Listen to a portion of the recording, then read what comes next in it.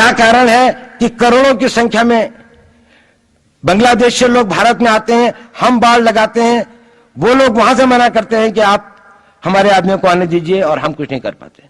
और भारत में 2 करोड़ नागरिक रहते हैं, हम हर एयरपोर्ट के ऊपर में इमिग्रेशन की चेक पोस्ट लगाते हैं कि कहीं पर कोई एक आदमी बिना पासपोर्ट के या बिना वीजा के भारत में प्रवेश न कर जाए। यहां पर लाखों की संख्या में, करोड़ों की संख्या में लोग आते हैं। सुप्रीम कोर्ट भी ये वो करता है कि जिन लोगों ने जो इसके लिए जिम्मेदार हैं, उन्होंने जो काम किया है वो भारत के ऊपर आक्रमण के बराबर काम किया है।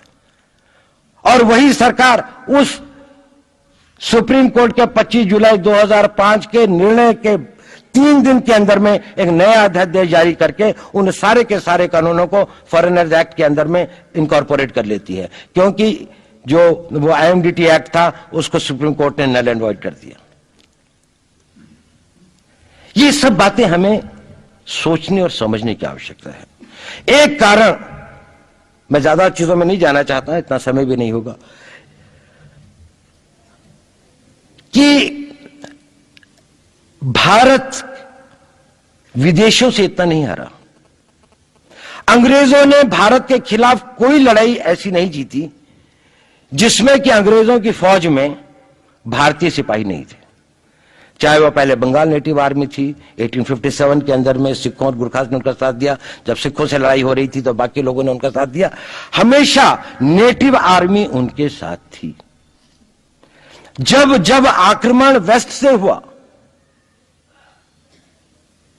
चाहे वो पार्थियन थे, चाहे हून थे, चाहे मंगोल आए, बाद में मुगल आए, तो लश्कर कहां बने? वो तो थोड़े से लोग आए थे। लश्कर बने काबुल में, जिस वक्त तो इस्लामाइज भी नहीं हुआ था, लाहौर में, सरहंद में।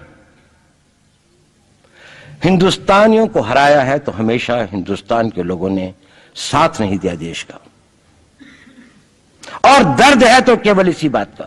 भारत के इतिहास में अगर दर्द केवल इस बात का नहीं है कि विदेशियों ने हमारे साथ क्या किया, उनका तो हम मुकाबला कर लेते।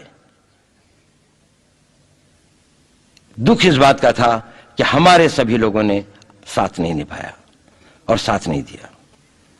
और इसकी फीलिंग आज भी मुझे इस देश में होती है।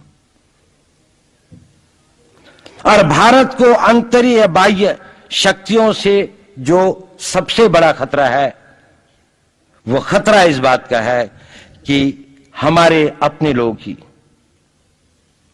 कहीं राष्ट्र की सुरक्षा, राष्ट्र की अस्मिता, राष्ट्र के गौरव का सौदा न कर बैठे, अपने आज के सुख के लिए अपने भविष्य को अंधकारमय न कर दें।